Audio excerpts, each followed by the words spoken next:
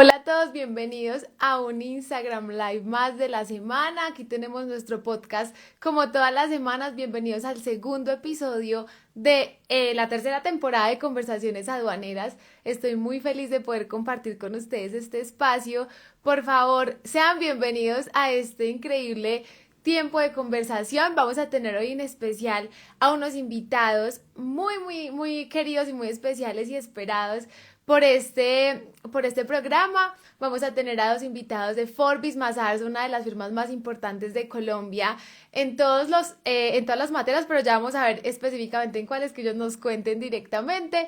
Tenemos hoy a Andrés y Ángela, ya nos vamos a conocer para que les demos la súper bienvenida. Así que bueno, ya los tenemos a todos aquí. Bienvenidos, ¿cómo están? Gracias por conectarse a la conversación del día de hoy. Bienvenidísimos. Hola Manuela, Hola. ¿cómo estás? Muchas gracias por tu invitación.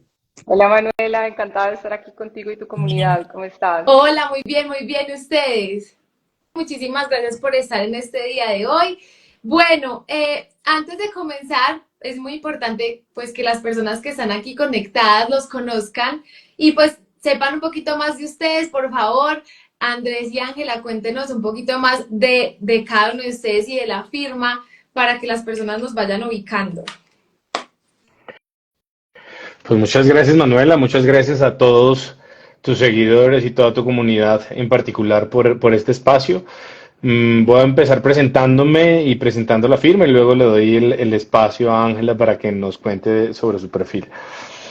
Nosotros somos Forbis Mazars, somos una firma internacional con presencia aproximadamente en 100 países ya, con presencia en la gran mayoría de países de Latinoamérica. Y básicamente Ángela y yo trabajamos liderando la línea de servicios legales y tributarios junto con otros 6 socios en particular. Y desde la línea de servicios legales, pues lo que hacemos es que todos los empresarios se dediquen a su negocio. Y nosotros nos dedicamos a esa parte compleja y difícil que es hacer el compliance legal, hacer la parte contractual, hacer la parte tributaria, la parte aduanera y otros tipos de servicios que también van desde lo contable, lo financiero, pero nosotros básicamente en el equipo nos encargamos de toda esta parte legal y tributaria que tanto necesitan las empresas. Se me olvidaba. Soy Andrés Cortés, soy abogado, tributarista con un MBA y más o menos unos veintitantos años de experiencia que ya se notan en algunas canas de la barba, por supuesto. Gracias Andrés, hola. Yo soy Ángela Hoyos, soy abogada, especialista en impuestos y ahorita estoy terminando mis estudios de maestría en Derecho Comercial y pues trabajo, como bien lo dijo Andrés, en la firma liderando el área de servicios legales y con cerca de 12, 14 años de experiencia ya también en estos temas. Bueno, bienvenidísimos y muchísimas gracias por esta oportunidad que nos dan de conocerlos y de que las personas puedan acercarse un poquito más a ustedes en materia, digamos, fuera de lo normal, porque este formato es un formato que nosotros les traemos a las personas para acercarse un poquito, así que todas las personas que estén conectadas, si pueden hacer o quieren hacer preguntas a los invitados, están súper bienvenidos a que las hagan parte de esta conversación y pues muy chévere poder conectar entre todos.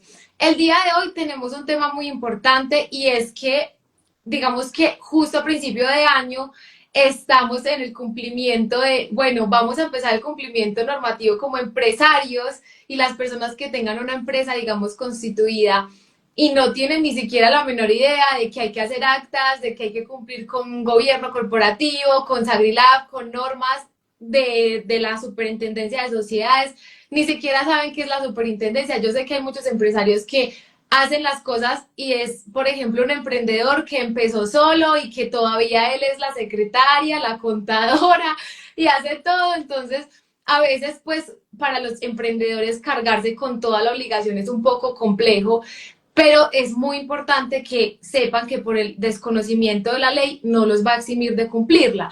Entonces, por eso yo quería traerles a estos increíbles invitados para que nos cuenten ese checklist del 2025 que ningún empresario puede saltarse para que empiecen con todo en orden.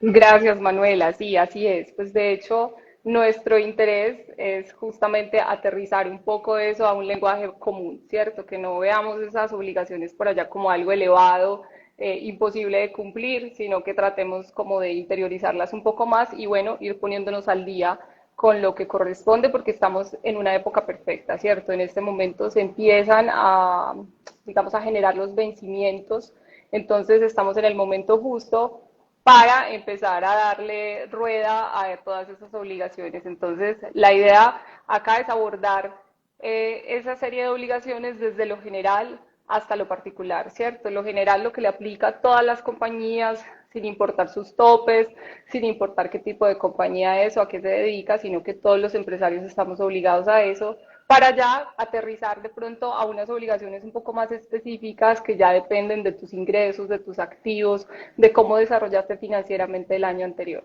Entonces, estamos en el momento justo, además porque estamos cerrando 2024, están organizando ustedes ya estados financieros, todo de cara a la asamblea, que es el primer ítem que se tiene que chulear ahí. Complemento a Ángela con un tema y es cuando nuestros clientes o los empresarios dicen, bueno, quiero montar mi negocio, ese negocio monta una sociedad y muchas veces todos dicen, sí, claro, es más fácil, así puede facturar, usted tiene un NID y sale adelante y va separando el negocio suyo de su propia persona, maravilloso, pero eso tiene obligaciones, ¿no? Y esas obligaciones van desde eso general que mencionaba Ángela y es lo corporativo. Entonces, empecemos por la Asamblea General de Accionistas, ¿no? Y entonces Ángela en esto sí nos puede dar como todos los tips importantes de una Asamblea General de Accionistas, sobre todo cuando Asamblea General de Accionistas, convocatoria, tengo que convocarme a mí mismo si yo soy el único accionista, tengo que convocar a mi familia si tengo a mi esposa y mis dos hijos como accionistas o simplemente somos tres amigos, ¿cómo funciona eso? En eso Ángela es experta. Gracias, Andrés. Pues mira, de hecho, no hay que perder de vista primero que todas las sociedades tienen una hoja de ruta, ¿cierto? Acá esto no es ciencia oculta, todo lo tienen en los estatutos de la compañía. Lo primero a donde tiene que ir el empresario es a los estatutos, que ahí los tiene. Si no los tiene, pida la copia en la Cámara de Comercio de sus estatutos, de sus reformas, para que sepa cuál es su hoja de ruta. Y de hecho, en los estatutos muy seguramente dirá cómo tiene que convocar y dar respuesta a todas estas preguntas que está haciendo Andrés, pero que de manera general, como para que no se quede a que tenemos que ir a los estatutos, les voy a contar un poco cuál es la usanza en esto, qué es lo que se acostumbra o cómo funcionan las convocatorias, ¿cierto?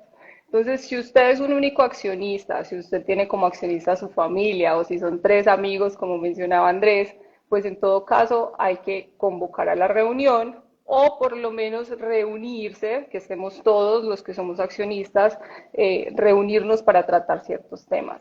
Si lo vas a convocar porque de pronto no somos la familia, no somos los amigos, sino que somos una serie de accionistas ahí que nos reunimos para este emprendimiento, pues hay que hacer la convocatoria en principio con 15 días hábiles de antelación, ¿cierto? Y esto se tiene que hacer antes del 31 de marzo, es decir, hasta el 31 de marzo tú puedes celebrar la reunión, en principio, ¿cierto? Entonces, con 15 días de antelación, eso te viene dando como que la fecha límite, así que tú te puedes extender a convocar a tus accionistas, es el 6 de marzo del 2025. Ahora, si tienes una SAS, hay que ir a mirar porque las SAS tienen un régimen distinto y acá te pueden decir que son solo 5 días hábiles de antelación y en ese caso tendrías hasta el jueves 20 de marzo para hacer esa convocatoria. Entonces, si tienes esos socios, puedes hacer esa convocatoria. En la convocatoria tienes que ser muy claro en decir cuándo se va a hacer la reunión, a qué hora se va a hacer la reunión, dónde se va a hacer. Las puedes hacer incluso por medios virtuales. Tienes que decir por dónde, por Zoom, por Teams, por cualquiera de los aplicativos que hay hoy en día para eso. No sé si con eso respondo tu pregunta, Andrés, sobre la convocatoria.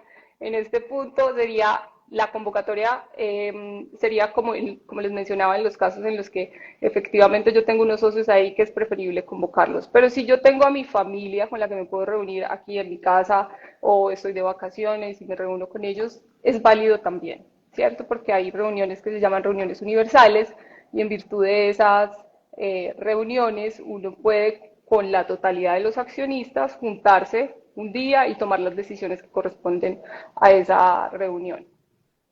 ¿Y qué se tiene que tratar en ese tipo de reuniones de asamblea? Porque muchas personas son como, bueno, ¿y entonces aquí qué hacemos? Porque las personas, la verdad es que los emprendimientos a duras penas contratan un abogado para que les ayude con los estatutos a duras penas, entonces no saben mucho cómo es el tema de una reunión de asamblea con sus accionistas o qué temas se tienen que tratar aquí para cerrar el año, digamos, pasado. Sí, mira, pues para esa reunión justamente lo primero es que tengas los estados financieros del año anterior. Entonces ya tienes que haber cerrado de alguna manera, haber acordado con tu contador, pues que todo ya haya quedado listo, porque esos estados financieros los tienes que presentar para aprobación y explicarlos un poco de qué pasó el año pasado con la compañía financieramente hablando. También hay que presentar un informe de gestión, es decir, el representante legal tiene que preparar un informe donde empiece a hablar un poco de qué fue lo que hizo el año pasado frente a la compañía. No sé, si hay utilidades, por ejemplo, si la compañía tuvo utilidades, pues mirar si eso se va a repartir entre los accionistas como dividendo. Por ejemplo, si están en una compañía en la que quieren designar un nuevo representante legal, cambiarlo, o si están obligados a tener revisor fiscal, esa es la oportunidad justamente para hacer esa designación. Y bueno, se puede abrir también la reunión a otros asuntos que sean de interés para los demás accionistas. Pero básico, aprobación de estados financieros, presentación del informe de gestión del representante legal, decisión sobre la distribución o no de utilidades si las hay, y bueno, designación de administradores si es algo que quieren tratar ahí. Me sumo a la respuesta de Ángela con un tema muy importante.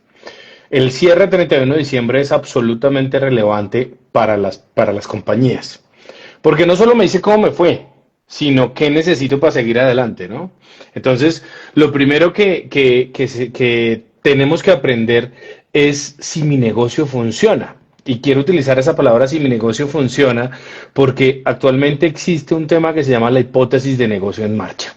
Entonces la superintendencia le dice a las compañías y a los empresarios, señor empresario, hágame un favor, con fundamento en su cierre del 31 de diciembre usted va a coger su contabilidad y va a mirar y va a decir, mi negocio está en marcha por los próximos 12 meses. Todos diríamos, pues sí, yo le estoy metiendo mucha fe a este negocio, estoy trabajando muy duro, salir a emprender es supremamente complejo, pero el tema es, ¿realmente es un negocio en marcha? Entonces hay muchos indicadores, como por ejemplo, ¿cuáles? Oiga, tome sus deudas del año, ¿sí? Y mire si usted puede cubrir sus deudas del año. Ah, ¿usted con qué cubre sus deudas? Pues usted las cubre con los ingresos proyectados. Entonces usted dice, oiga, listo.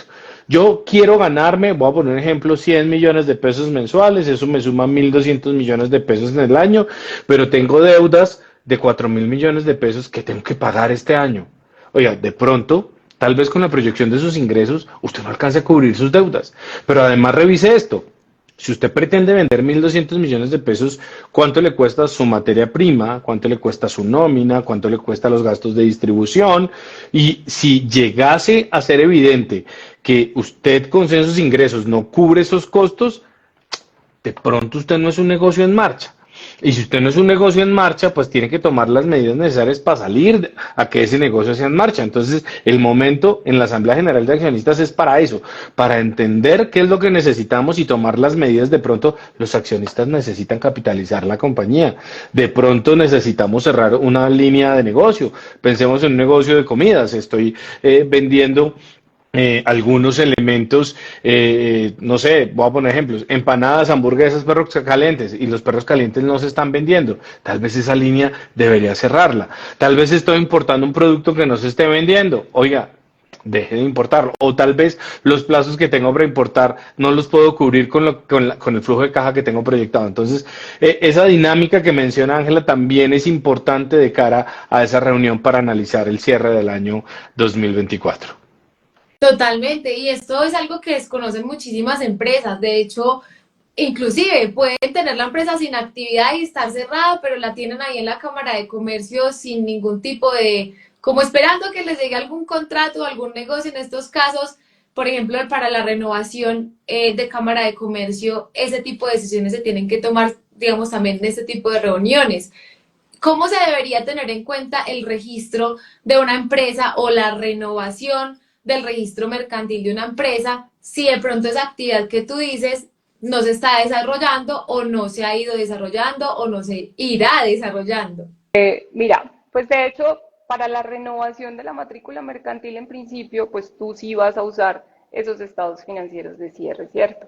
La obligación frente a la renovación no, digamos que no se ve afectada en principio por el hecho de que estés dando o no estés dando utilidad o si el negocio es un negocio en marcha o no, porque acá lo que interesa es simplemente que tú le des esa información a la Cámara de Comercio y hagas el trámite de renovación. Ese trámite de renovación te liquidará lo que tienes que pagar con base justamente en esas cifras que les estés informando. Entonces, esto que menciona Andrés de si el negocio está dando o no, pues se hace, como él bien lo mencionaba, para mirar qué medidas se toman, pero también para ver de cara a lo que viene a ser la responsabilidad del mismo administrador, ¿cierto? Porque es que el administrador le está diciendo a su asamblea o a sus accionistas, oigan, esto no está dando y no está dando es por esto, esto y esto, ¿cierto? Entonces es qué medidas va a tomar, salvaguardar su responsabilidad también, porque de hecho legalmente se le impone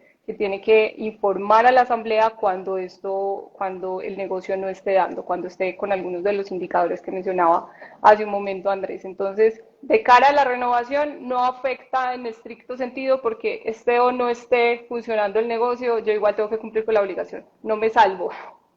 Y es importante también un tema desde el punto de vista tributario.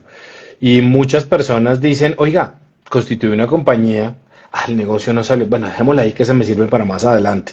Y resulta que creen que tener una compañía en una carpeta en la casa no conlleva esas obligaciones que ya hemos venido mencionando, pero también hay la obligación de presentar la declaración de renta, ¿no? Porque es que la compañía puede no haber hecho nada, puede no existir, pero en ningún caso la norma tributaria me dice a mí, oiga, no presente, como no hizo nada, no presente. No, al contrario, la norma dice, no me importa si hizo o no hizo, usted tiene que cumplir con su obligación de presentar su declaración de renta que se surte posterior a la Asamblea General de Accionistas, más o menos en los meses de abril y marzo, y esas sociedades en carpeta también tienen obligaciones tributarias.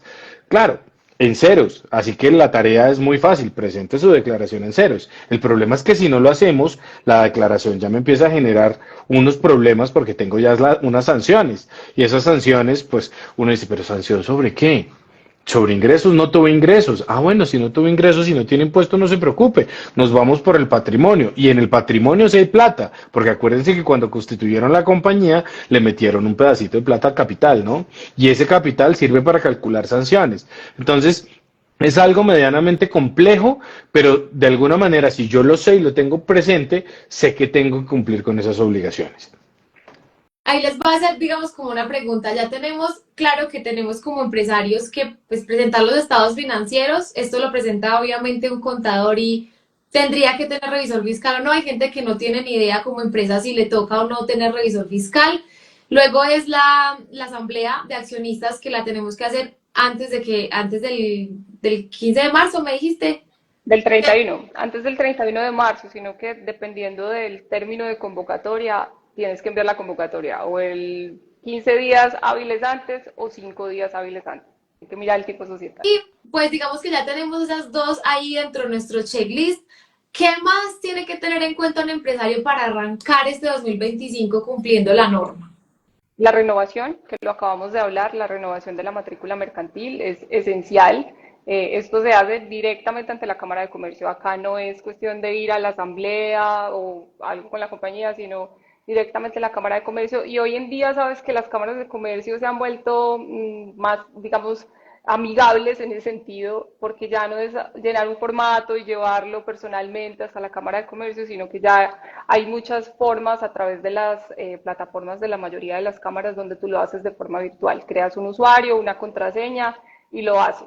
Esto lo puede hacer el representante legal, el contador, cualquier persona que tenga esos accesos, carga la información, llena unos formatos, eso sí hay que hacerlo, y bueno, con eso quedas listo y cumpliendo. Ahora, hay que tener en cuenta el plazo, si también es antes del 31 de marzo. O sea que ya están, apenas tengan estados financieros, hay que avanzar con eso.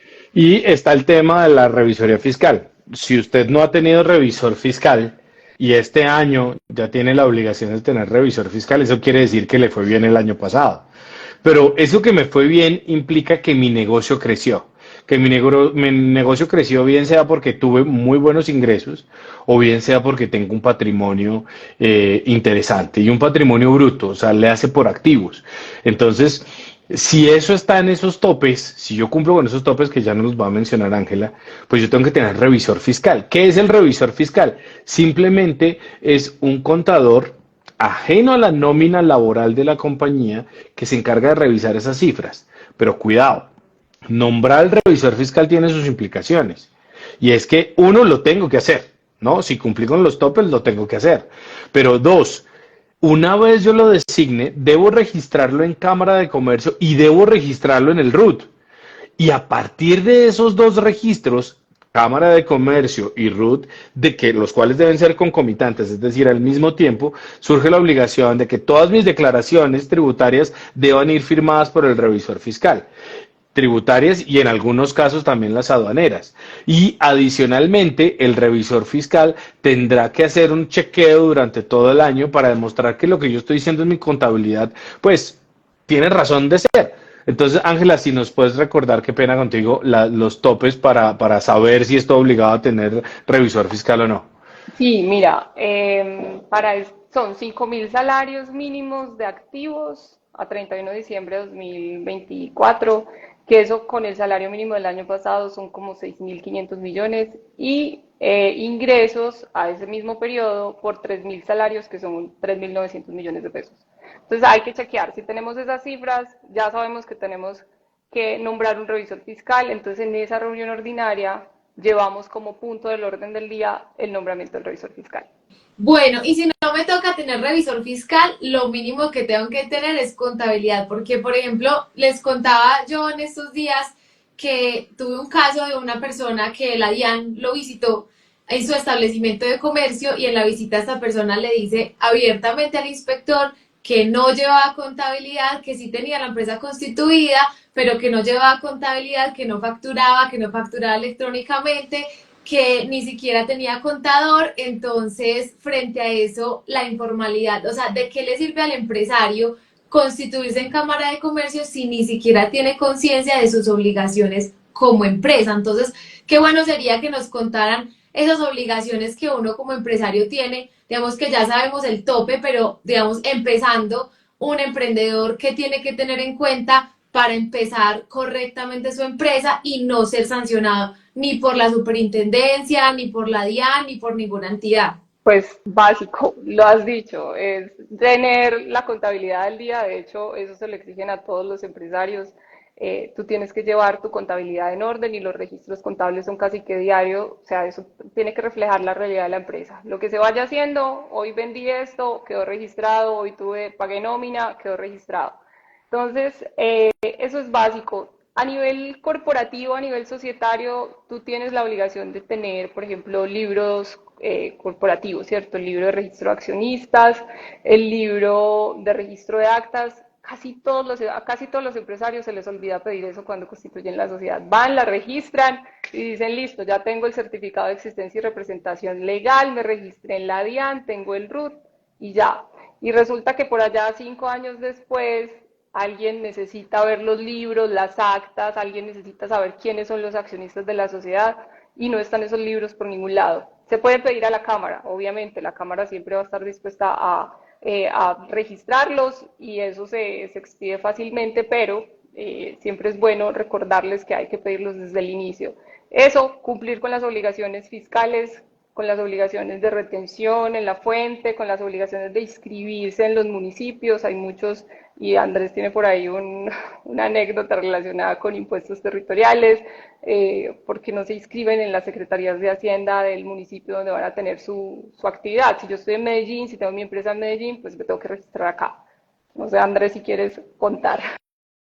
Sí, no, la anécdota es muy corta. Un par de amigos diseñadores que conocí en el colegio, estudiaron diseño industrial, montaron su emprendimiento, ellos dijeron no quiero ser empleado, montaron su compañía, 1, 2, 3, 4 años prestando servicios de diseño, facturaban, tipos muy juiciosos, y de un momento a otro la Secretaría de Hacienda les manda una pequeña cartica, les dice, hola, ¿cómo estás? Llevas 4 años sin pagar impuesto de industria y comercio en Bogotá. Y pues obviamente estos personajes dicen, ¿impuesto de industria y comercio? ¿Eso qué es? Y al primero que le preguntan es al contador, y el contador dice, ve, yo tampoco sabía.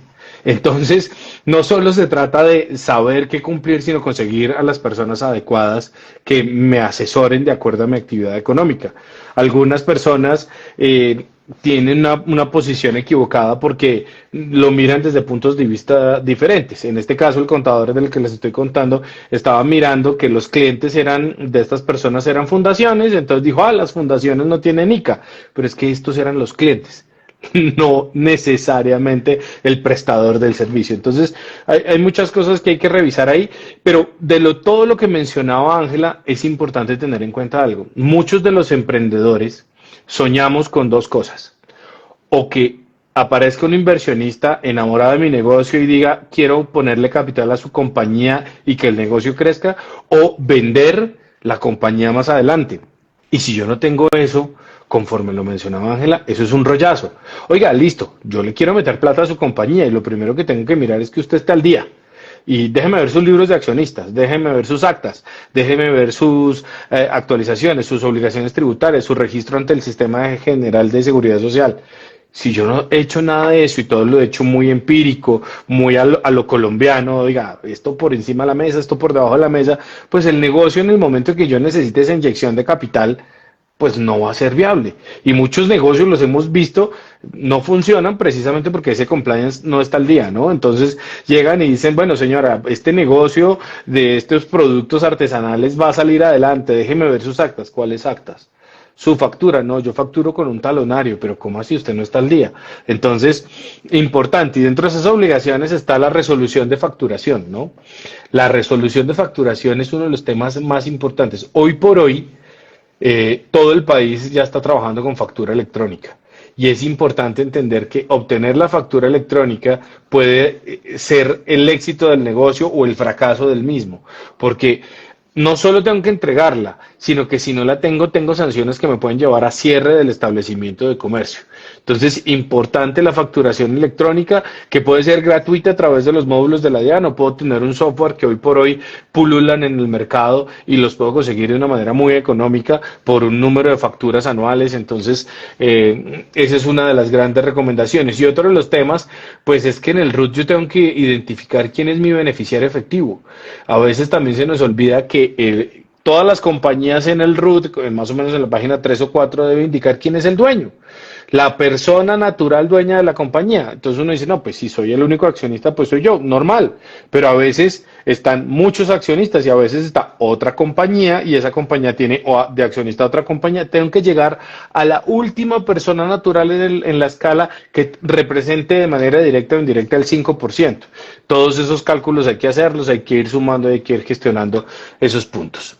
Y sabes que Andrés, que tocas un punto muy importante, porque a muchos se les olvida también que hay que registrar la situación de control, que es distinta de este tema de registro de beneficiarios finales. Ese es ante la DIAN y el registro de situación de control es ante la Cámara de Comercio. Entonces, si yo tengo un control porque tengo más del 50% de las acciones de la compañía, pues debería haberlo registrado dentro de los 30 días siguientes a que se configuró. Es decir, si yo hoy entré a capitalizar una compañía y cuando entré me liberaron acciones que representan el 51% de la participación, dentro de los 30 días siguientes a cuando entré, debió la compañía pues haber hecho ese registro ante la Cámara de Comercio. Si no lo hago, la superintendencia me puede tocar la puerta y decirme, ven, y ahora es más fácil. Por eso que está mencionando Andrés, porque como ya hay un registro de beneficiario final, ante la DIAN y por convenios interadministrativos, DIAN y super sociedades se cruzan información,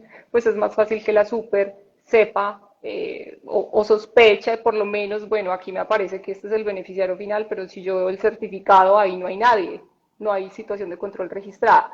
Entonces se pueden tocar la puerta y las sanciones son bastante altas. De la superintendencia son 200 salarios mínimos la sanción aproximada. Ustedes ahorita hablaban de compliance y hoy en día se está hablando muchísimo, es una palabra que está súper de moda, estamos americanizando todo nuestro idioma, pero la gente no sabe qué es compliance.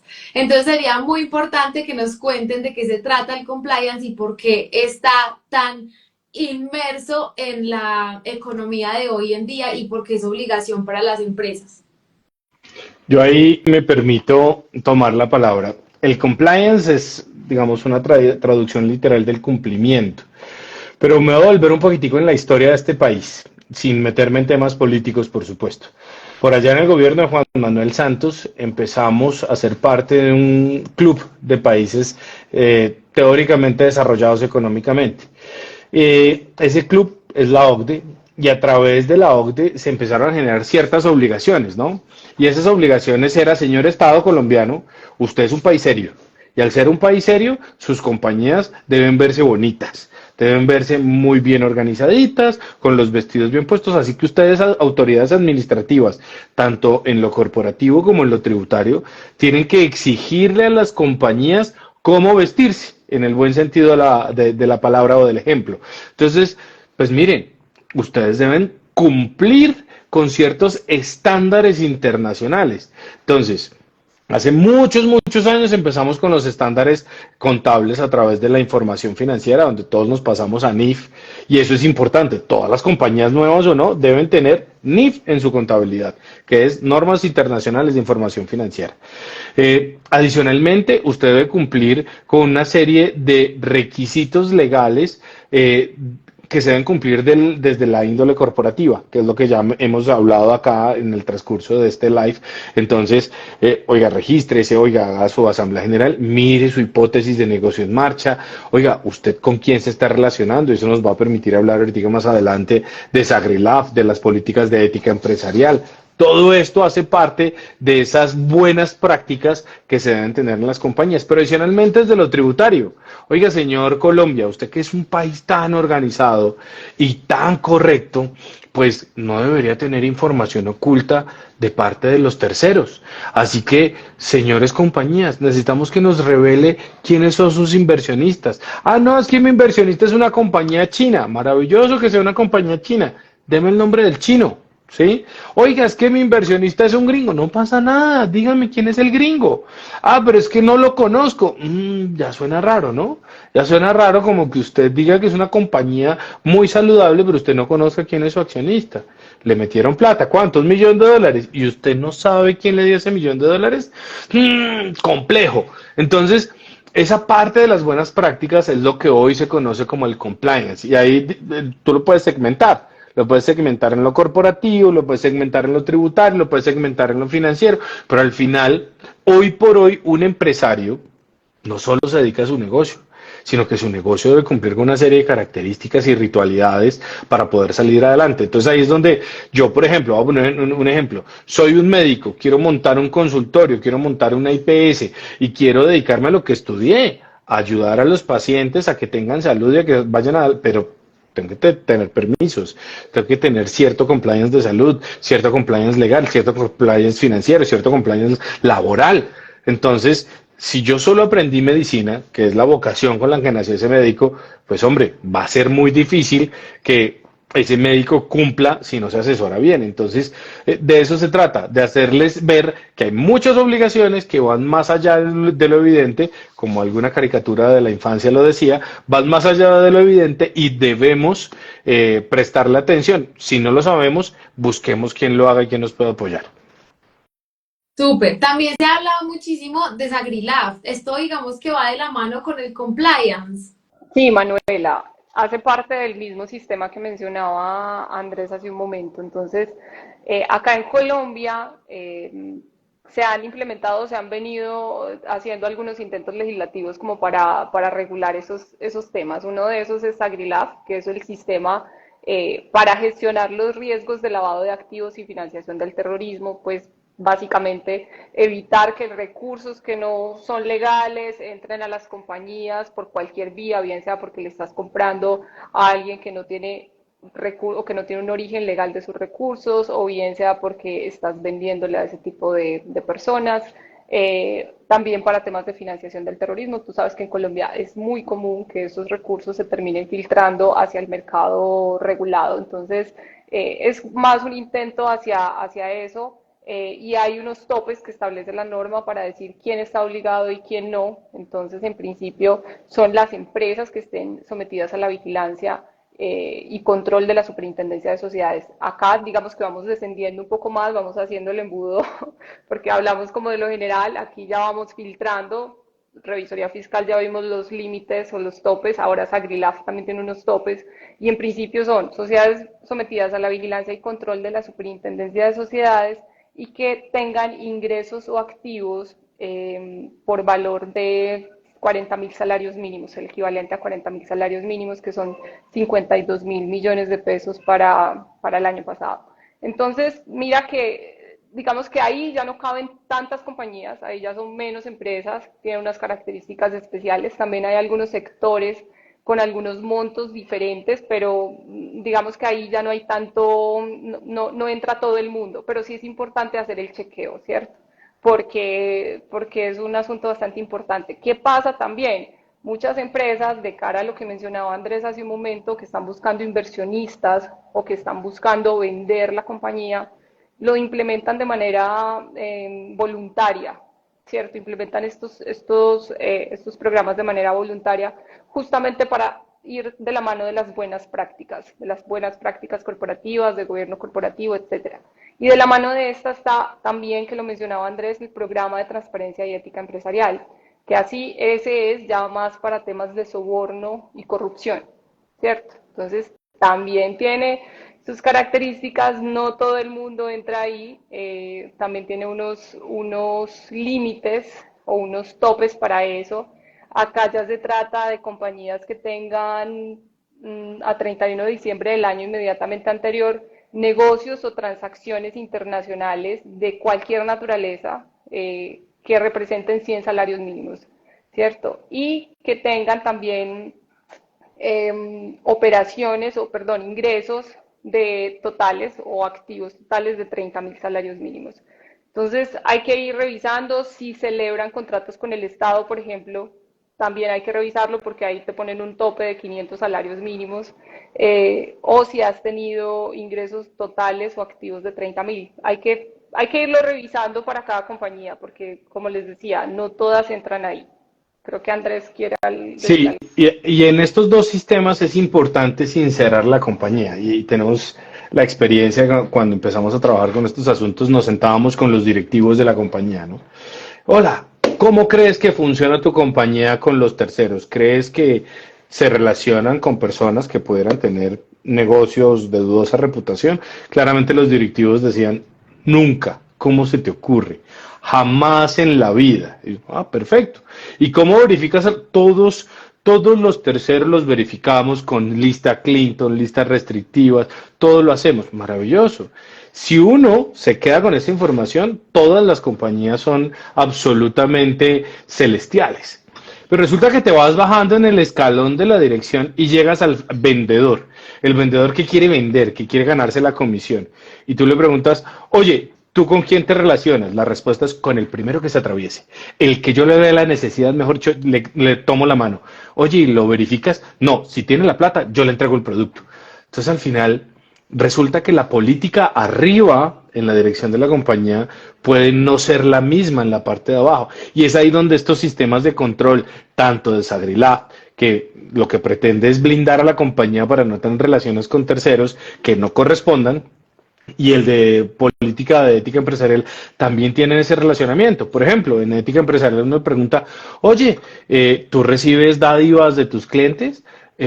Pues no, ellos solo me invitan a almorzar. ¿Ah, sí? ¿Y a dónde te invitaron? Pues me invitaron a almorzar la semana pasada a Cancún con mi esposa y no, oye, no, espérate. Espérate que ya te pasaste con la parte de la ética. Estás tienes un cliente que te está ofreciendo esto, tal vez le estés dando precios muy baratos, tal vez, o al contrario, proveedores. Oye, ¿y tú seleccionas los proveedores con tranquilidad? Sí, no te preocupes, somos súper éticos. ¿Y de dónde salió este proveedor? No sé, pero me regaló un 30% de descuento en el carro que compré la semana pasada.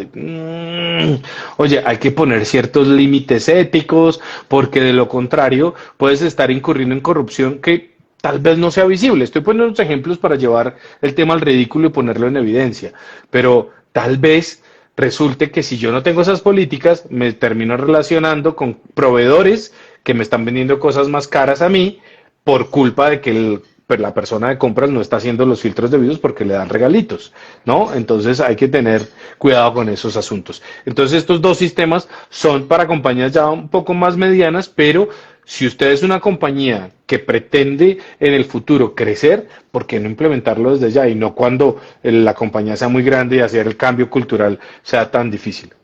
Bueno, y digamos que ya vimos un panorama que tal vez a los empresarios no tenían ni idea que tenían que cumplir.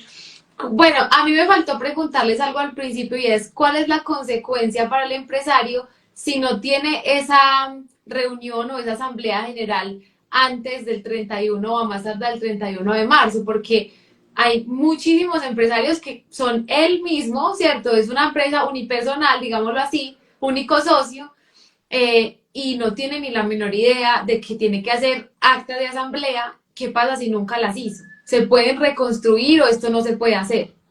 Bueno, pues ahí lo más ortodoxo es que vayan tomando nota desde ya de esas fechas y que esto no se nos pase. Pero si se pasara, es decir, si el administrador no convocó, si el representante legal no convocó la reunión, la asamblea, los accionistas se pueden reunir el primer día hábil de abril a las 10 de la mañana en la sede de la sociedad, en la sede de la compañía. Entonces, si las oficinas son en Bogotá, se reúnen en Bogotá y tienen que ir los accionistas. Se toman decisiones con los que estén, ¿cierto? Esa es una opción y digamos que es una opción que trae la norma. Ahora, una opción un poco menos ortodoxa para ese accionista único de una compañía que de pronto el año pasado no lo hizo, pues puede de pronto en este año digamos, subsanar esa situación y decidir en la reunión hacer eso o bien reconstruir sus libros y organizar sus actas hacia el pasado porque él es el único accionista, puede tomar ese tipo de decisiones frente a sus estados financieros, frente a lo que corresponda. Ahora, si es un asunto subsanable, ¿cierto? Pero si debí nombrar revisor fiscal el año pasado para que me firmara las declaraciones el año pasado y no lo hice, pues ahí ya estoy de pronto en una contingencia con la DIAN. Digamos que esto tiene alguna consecuencia o se tiene que registrar, porque hay muchas personas que no saben si esta acta se registra o no se registra. Excelente pregunta, Manu. La verdad es que ese es el tema de todos los días de la mayoría de los empresarios. Esas actas no se registran, salvo que hayas hecho nombramientos. Es decir, si tú nombraste en esa reunión un revisor fiscal, si cambiaste el representante legal o nombraste una junta directiva, ahí tenemos que hacer el registro de ese nombramiento, porque el resto de temas, el tema de estados financieros, el tema de distribución de dividendos, nada de eso lo tenemos que informar a la Cámara de Comercio.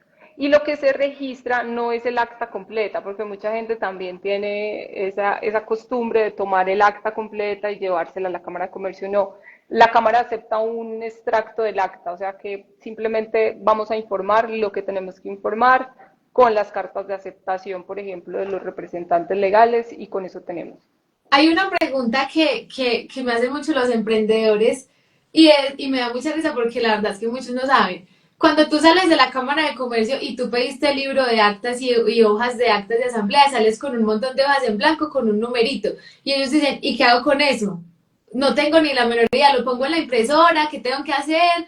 Todo lo que haga lo hago en esas hojitas. O sea, es importante que lo contemos porque la verdad muchos no saben. De acuerdo, sí. Sí, sí, sí. Mira, esos libros, lo primero es consérvalos, pásaselos a alguien que sea súper responsable y que los guarde porque a todo el mundo se le pierden. Eso sí, acá, eso es el pan de cada día. ¿Qué tienes que hacer? Pues como las los accionistas se reúnen a tomar decisiones del negocio, a hacer nombramientos, a aprobar capitalizaciones, por ejemplo. Eso es lo que tiene que ir en esos libros. En el libro de actas, si yo tomé una decisión frente a voy a hacer esta capitalización, pues tengo que tener un acta de eso y eso lo llevo allá. Allá no es para llevar los contratos, no es para imprimir que le pague la nómina a alguien, no, eso es solamente para las actas de las reuniones que celebre la asamblea. Y el libro de registro de accionistas es para llevar el control de quiénes son accionistas de la compañía, ¿cierto? Entonces, si somos los tres, Manuela, Andrés y yo, pues tenemos que aparecer ahí en ese libro, cómo me llamo, en dónde vivo, cuál es mi identificación y cuántas acciones tengo y qué título me emitieron. Eso es muy importante también, tener los títulos asociados a esas acciones que están emitiendo. Entonces, básicamente es eso. ¿Y qué? Guárdalos en la caja fuerte, páseselos al contador, que si es el que se le tiene confianza, que los guarde. Muchas veces se dejan ahí y las actas se llevan de pronto en un formato digital. Traten como cada año de revisar, imprimir, firmar, porque tienen que ir firmadas y dejarlas ahí listas, como para que no se les coja mucho tiempo sin haber impreso o sin haber refrescado qué tanto ha pasado ahí. Ahí yo solo quiero adicionar que esas hojitas que te entregan vienen numeradas, vienen foliadas, como lo llamamos los abogados ya viejitos. Eh, Hombre, no se trata de coger la hoja y se me dañó, la rompo y la tiro, porque precisamente esas hojas son un control de las decisiones que se toman. Entonces, imagínense que ustedes son un accionista y dice, ok, yo quiero ver qué decisiones hemos tomado y están hoja uno, hoja 2, hoja 3, hoja 15. Ok, me están ocultando algo. Porque si entre la hoja 3 y la 15 no hay nada, se tomaron decisiones que no me quieren dejar ver. O se tomaron decisiones que algo me ocultan. O algo malo pasó y resulta que no. Fue la persona que estaba imprimiendo, que imprimió mal, se tiró las hojas, las rompió. Si usted tiene esas hojas, las utiliza y le quedó mal, anúlela, pero déjela ahí. Tiene que dejar la hoja anulada porque de lo contrario pueden haber inconsistencias en la continuidad de las hojas en particular. ¿Listo? Ahí sí es una pregunta que también hacen mucho los emprendedores y es, si digamos dice A1, ¿cierto? Acta uno, luego dice, o A2, ¿cierto?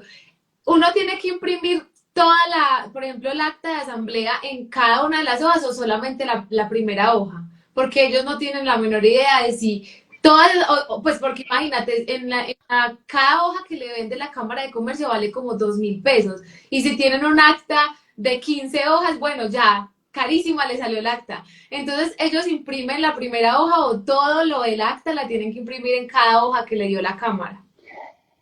La tienes que imprimir completa, eso sí. Lo que sí puedes hacer para optimizar eso es poner eso en letra muy chiquita e imprime por lado y lado. Las hojas no tienes que usarlas solo por el lado donde está el numerito. Tú puedes utilizarlas por ambos lados, entonces puedes imprimir a doble cara y no tienes ningún problema con eso. Pero sí, todas las actas que vayas haciendo en el día a día de la compañía hay que tenerlas allá impresas. Además, ¿sabes por qué? Porque cuando estamos a puertas de la reunión ordinaria, ahí se abre un espacio para que los accionistas ejerzan algo que se llama derecho de inspección. El derecho de inspección es que yo, como accionista, tengo todos los derechos, la facultad de ir a la compañía y decir, venga, yo quiero ver los estados financieros, muéstremelos. Venga, yo quiero ver el libro de registro de actas de accionistas, de la asamblea de accionistas, perdón, muéstremelo. Entonces, como tengo ese derecho a ver por lo menos las del año pasado, pues es bueno que esté actualizado y que estén impresas. Por eso te mencionaba ahorita que es bueno que cada año, por estas fechas, por ejemplo, revisemos, bueno, si tenemos los libros actualizados, si están al día, si imprimimos, si los tenemos firmados, porque esa es la otra. Ah, Manuela y Ángela fueron presidente y secretaria de la reunión, pero ya, nunca más las volvimos a ver y resulta que eso se quedó sin firmas. Entonces, ¿quién va a firmar para dar constancia de que eso fue lo que se discutió en la reunión y que ese es el contenido real del acta? Bueno, y ya para finalizar, una última pregunta que tiene que ver mucho con el tema aduanero y que por lo que la DIAN también está vigilando muchísimo a las empresas y es el tema de la solvencia económica. Los empresarios no tienen ni la menor idea que para poder importar a Colombia tienen que tener una solvencia económica, pero no hay una norma que diga como, hey, la solvencia económica es esta fórmula o cómo la DIAN sabe que yo sí tengo la solvencia económica para poder hacer importaciones, ¿cierto? Ahí te contesto de una manera muy sensata. Es como ir a la tienda, ¿no? Y tratar de comprarte no sé, una botella de vino con 10.000 pesos, ¿sí? Si no tienes el dinero, no la puedes comprar. Pero espérate un segundo. Tienes 1.000.000 de pesos para una botella de vino, pero no has reconocido ningún tipo de ingreso. Entonces la solvencia económica tiene dos aristas. Primero, que tengas la capacidad de pagar lo que estás comprando con tu propio capital o con tu propio ingreso, pero que el mismo se encuentre justificado. Eso es solvencia económica. Es decir, que yo pueda de alguna manera justificar y soportar que puedo comprar lo que voy a comprar con lo que tengo. ¿Listo? Pero que lo que tengo haya tenido origen en mi actividad productora de renta y que tenga ese dinero. Ahora, no tengo el dinero, no puedo comprar. Claro que puedes comprar con endeudamiento. Ah, con endeudamiento. Listo. Y era parte también de lo que veíamos con la hipótesis de negocio en marcha. Vas a endeudarte. ¿En cuánto vas a endeudarte? En 5 millones de dólares. Y eres una compañía con un capital de ¿cuánto? De 1.000.000 de pesos. Ah, constituye una compañía con un capital de 1.000.000 de pesos y me va a endeudar en 5 millones de dólares. En ese orden de ideas, pues, oye, mira, no creo que tengas la solvencia económica. ¿Y cuánto tienes en el mercado? No, acabo de constituir la compañía. No tienes la solvencia económica, no suena tan chévere que una compañía recién constituida tenga la capacidad de endeudarse por 5 millones de dólares cuando fue constituida por 1.000.000 de pesos. Diferente es cuando una compañía tiene X años en el mercado, tiene un músculo financiero, ya ha cumplido ciertos temas y adicionalmente tiene una actividad económica que se lo permite. Entonces la solvencia económica tiene varias aristas. Básicamente es lo que mira un banco. El banco no te va a prestar plata si acabas de existir. El banco no te va a prestar plata si quieres 100 millones de pesos, pero lo que han invertido los accionistas es 1.000.000 de pesos. El banco no te va a prestar plata si tu actividad económica no está soportada por los ingresos que estimas para este año. Y además, ¿cómo te fue el año pasado? No, pues imagínate, el año pasado vendí 20 millones de pesos, pero este año voy a vender mis primeros 1.000 millones. ¿Cómo? O sea, vas a brincar de 20 a 1.000 millones. Entonces, la solvencia económica va de la mano de un análisis financiero que soporta si puedes asumir obligaciones con lo que tienes, tu capital, si tienes esa capacidad para endeudarte y para pagar, o si definitivamente algo no está sonando bien. Y cuando algo no suena bien, ya sabemos que no está bien soportado y que puede o ser un default o una quiebra repentina, puedo estar comprometiendo el patrimonio del acreedor o definitivamente estoy financiado por quien no debe financiarme, ¿no?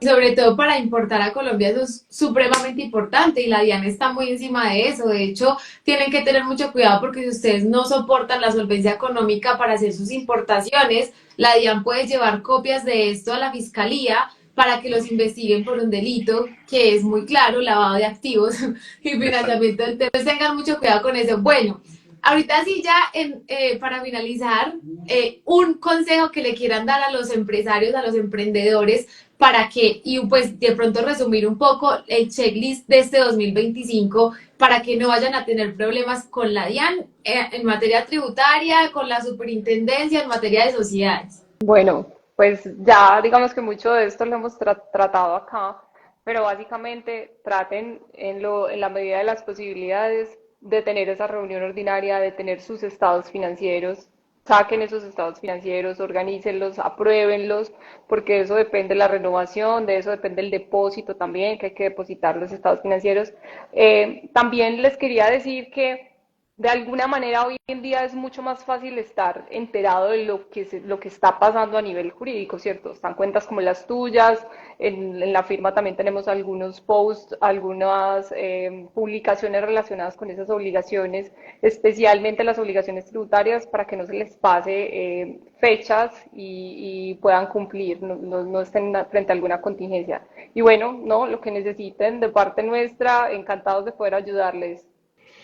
Yo quiero primero recomendarles a todos que esto es como ir al médico. Sincérense muy bien con lo que tienen y lo que necesitan. Identifiquen qué saben y qué no saben. Y sabiendo eso, contraten a las personas adecuadas para este asunto, para que las apoye. Busquen la ayuda. La información está en internet, seguramente, pero saber cómo hacerlo es lo importante. Que no les pase lo de mis amigos los diseñadores que después de X número de años no sabían qué tenían que hacer y el contador que habían contratado tampoco. Entonces, creo que si ustedes son expertos en algo, seguramente es en su negocio. Y esa otra parte, que es la parte administrativa, busquen una persona al interior de su compañía o busquen un tercero que les pueda colaborar y que los guíe sobre este cumplimiento. Porque qué jartera tener un negocio exitoso y no poder exhibirlo por errores administrativos o de compliance que son mínimos y que se pueden manejar oportunamente. Entonces, como dice Ángela, lo que necesiten por parte de Forbis Mazars y de su equipo de trabajo, maravilloso, aquí estamos. Y muchas gracias nuevamente, Manuela, por el espacio. Eso les quería como preguntar, ¿cómo pueden las personas de pronto, es que yo a veces siento que los emprendedores creen que firmas como Forbis Mazars es impagable, o sea, como que yo no puedo ni entrar al edificio.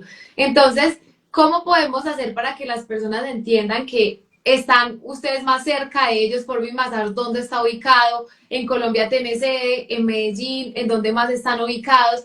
Que las empresas puedan sentirse tranquilas de tener una reunión con ustedes, cómo solicitar una asesoría, porque miren que hemos tratado muchos temas que estoy 100% segura que muchos emprendedores no tenían ni la menor idea que tenían que tener en cuenta. Entonces, como abrirle las puertas también a esos espacios de asesoría con ustedes, que son los expertos en temas de cumplimiento. Sí, por supuesto. Primero, nosotros somos una firma que se adapta al tamaño de nuestros clientes. Hemos trabajado con emprendedores desde el día cero y los hemos acompañado hasta que son grandes empresas, así como también tenemos medianas, pequeñas, grandes. Nosotros adaptamos nuestros servicios a lo que los clientes necesitan. Que seamos muchas personas no quiere decir que pagamos la nómina con un solo cliente. Tenemos, por fortuna, muchos clientes y eso nos permite atender a todos los clientes de la manera como el cliente lo necesita.